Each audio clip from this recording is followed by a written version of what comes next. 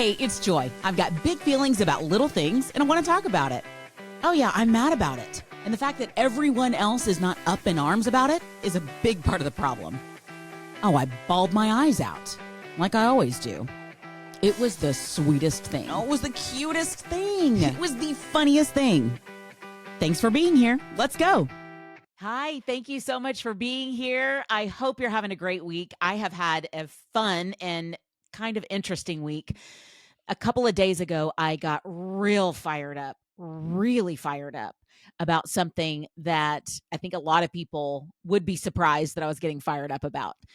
And I was actually chatting with producer James about this, saying, hey, random. The other night, I got real fired up about the Luka trade. And he was like, time out. Like, wait, there's so many things wrong with that sentence. I know, I totally get it, but I was fired up and I just hopped on and like chit chatted immediately about how I was feeling. And he said, I just don't think of you much as a sports person. And I couldn't agree with him more. I said, why don't I just like set the scene? That way, maybe my little rant will make a little bit more sense. Because when I'm feeling something, when I'm like in the throes of it, I'm less rational. I probably should not admit that. Oh gosh, I should not have admitted that. Thank goodness I don't have a husband. He would hold that against me for the rest of my life. But sometimes I'm not the most reasonable when I'm passionately fired up because I'm shooting from the hip and I'm all emotion. So I maybe wasn't doing my best storytelling. I was just making telling little random memories and stuff like that. So very quick background. If you are not a sports person like me, now, let me tell you what I'm not a sports person, but I'm a sports emotion person. I love, more than most people, I love the Olympics. And I love to watch the actual race, and I love all those emotions with the winning and losing and falling and all that. But they do such a nice job producing these backstories, and you learn all these challenges that these people have overcome and what they have given up or what they've had to deal with or what they're fighting for. And I just love that. And that it's any sports thing like that is really done like that. I'm into the sport now because I'm in it for the story. So I love the emotions of sports. I live in Dallas, and um recently, see, I don't even know when. Was it a year ago? Was it 2 years ago? I'm honestly not sure, but our baseball team, the Rangers, won the World Series. And that was so fun for someone like me that doesn't, I follow it. I know what's going on, but I'm not going to sit and watch a game usually. But the second that I saw that, there were specific people that I thought of. I was like, I know he is absolutely loving life right now. He's been waiting for this since he was a kid. She has been through high and low seasons with this team, waiting for this right here. She is losing her mind right now. That was really fun. And just seeing the city get excited and seeing, the lights downtown lit up for the Rangers and the Rangers colors and everyone celebrating together. That I loved. I thought that was super fun. So I do love the emotions wrapped around sports. And I know that's a lot of it for some people. It's the ins and outs and all the stats and the pitch after pitch after pitch after pitch. That's just not for me. But so when someone says that doesn't seem like you would be talking about sports, 100% I agree. Now, I also will say I have a lot of memories of, when somebody that's really big to us in our town either retires or leaves, or something like the Nolan Ryans, the Jason Wittens, the Troy Aikmans, those folks. Of course, I can follow along with that, with those types of emotions as well, just because I know, oh, we all love this person as a group. But we had a recent trade that has just really elevated everything. And I say recent, it's honestly not that recent. It was weeks and weeks. I mean, it was months ago, actually. And that's another reason why I think it's so fascinating that I'm still really fired up about it, because I should be starting to make some peace with it, but I'm still I still want answers. I still want to know. I still want to understand, and I don't think I'm going to. So, Luka is a well. Let me go back a little bit further. Okay, the Mavericks are the basketball team in Dallas, and they for many years our big player was Dirk Nowitzki. And he came over. I think he played in Germany before. Don't get upset with me on these details. Played for maybe the German national team and then came over to get in the draft. And it's one of those things like somebody picked him up and we immediately traded. So even though the Mavericks didn't choose him, we got him in the whole draft situation. And so he came to play for us right away. And he took us to the championship. And he's a huge part of our town. I'll talk about it more, but he just really became like Mavericks basketball. He became Dallas basketball. And that was fun to watch. And then as he's getting ready to hand over to the next generation, then here comes Luka, and Luka's playing in Slovenia, I think, and same situation. Comes over to the draft. We get him. He's amazing, unbelievable. He's going to be the next generation of our team. And he was traded earlier this year.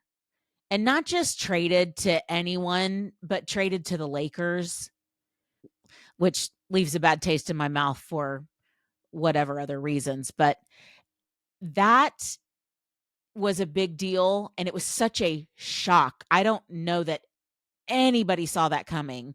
Not only because there wasn't like wind of it, no one caught wind of it, but it made zero sense.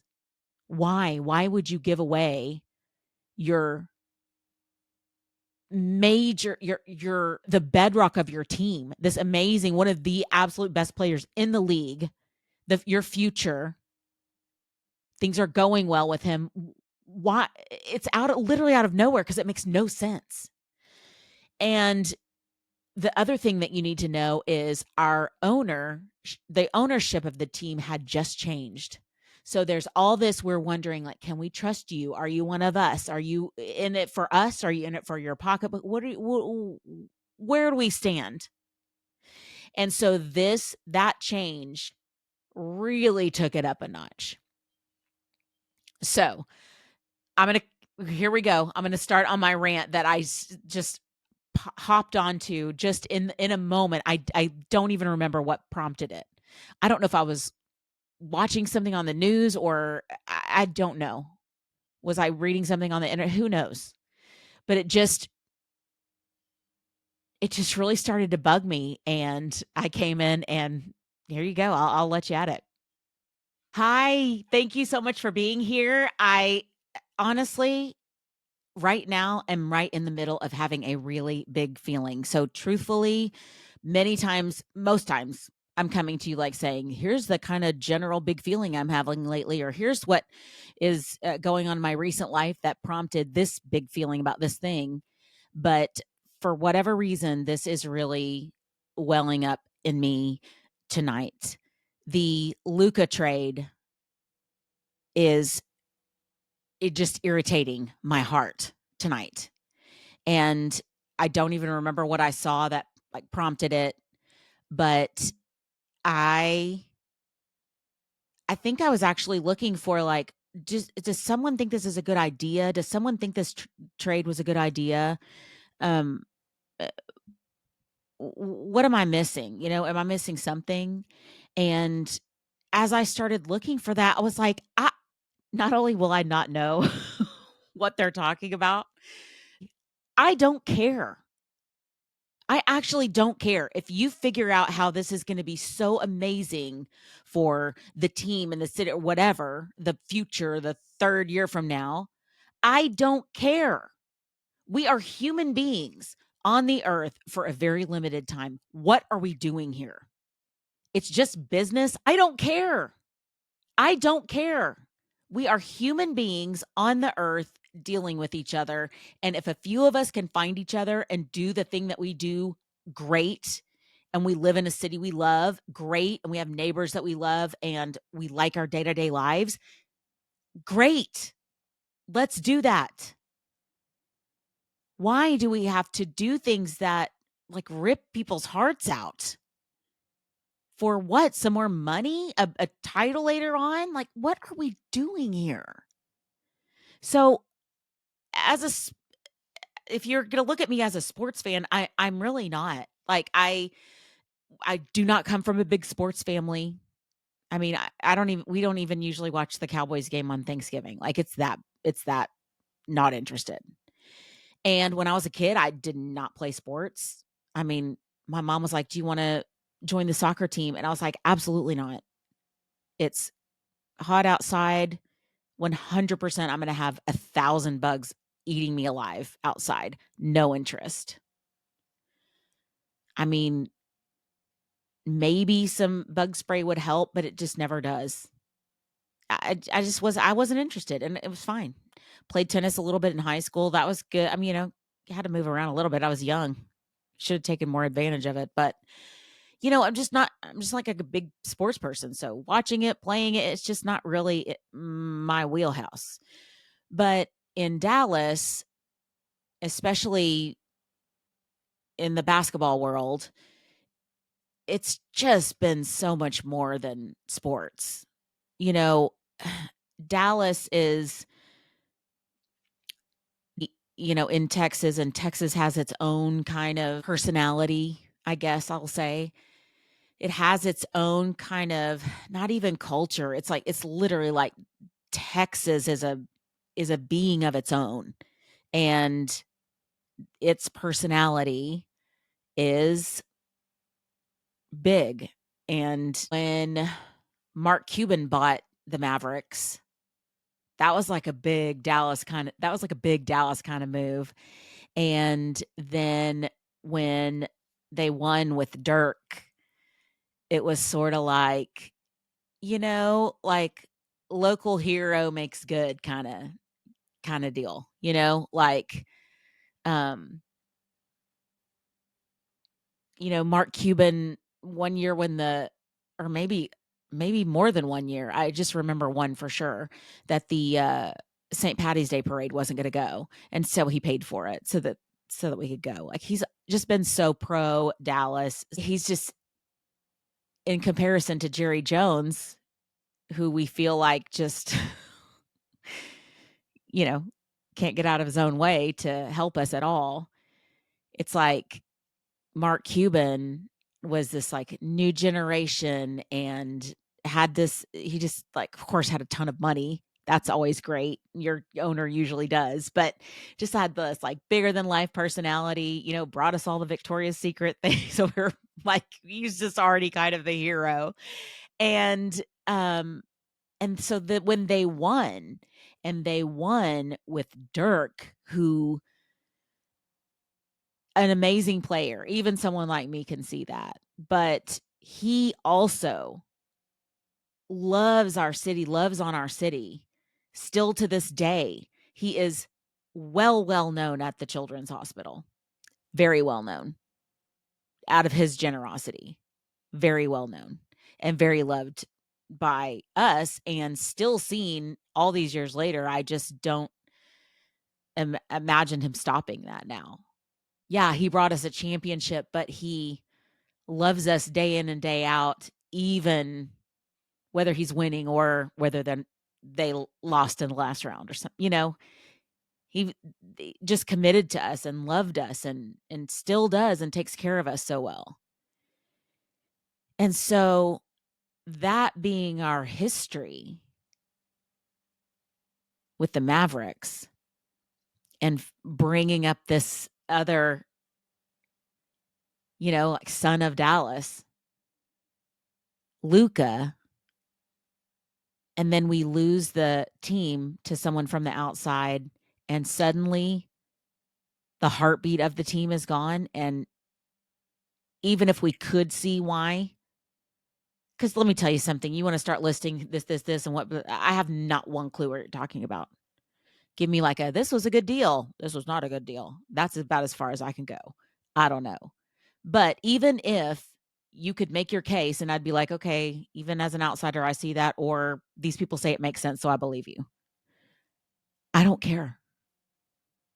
These kind of decisions are what hurt cultures that we're trying to create, you know? And Dallas is great, but we also need that, you know? We got our own stuff going on and we need that. And I'm pissed that it's now taken away from us. So I can't imagine those of you that are big fans and you go to games and you have season tickets and that was your team growing up. I mean, I can't fathom how you're feeling. If I'm this riled up about it and it's very distant to me, but it's not, I can't imagine what you're going through. So that's your one and only sports podcast from Joy Delaney. I really hope you enjoyed it. But man, I had to get that off my chest. I'm very bothered. And like when I said I'm not even finished. Watching him cry underneath that towel when we played that thank you video, it's like, what are we doing? Now we're going to stick a knife in it? Like, what the heck, man? That was heartbreaking. And to have us watch it on the big screen, and he knows good and well we're watching it on the big screen. Them and us.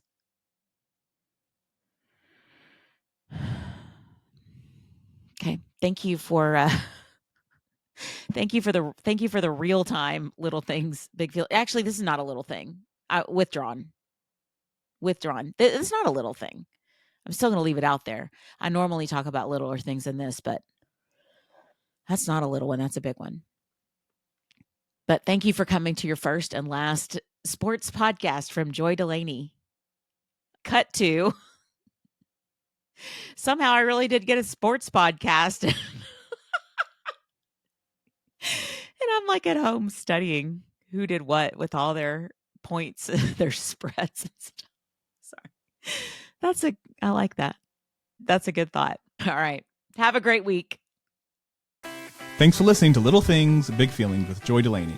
I'm James, the producer, editor, director, and executive producer. Follow Joy on socials at Joy Delaney Cox on Instagram, Facebook, and TikTok. Honestly, forget TikTok. I don't even know how to use it anyway. You don't know how to use it anyway. James? Follow Joy on socials at Joy Delaney Cox on Instagram and Facebook. See you next week.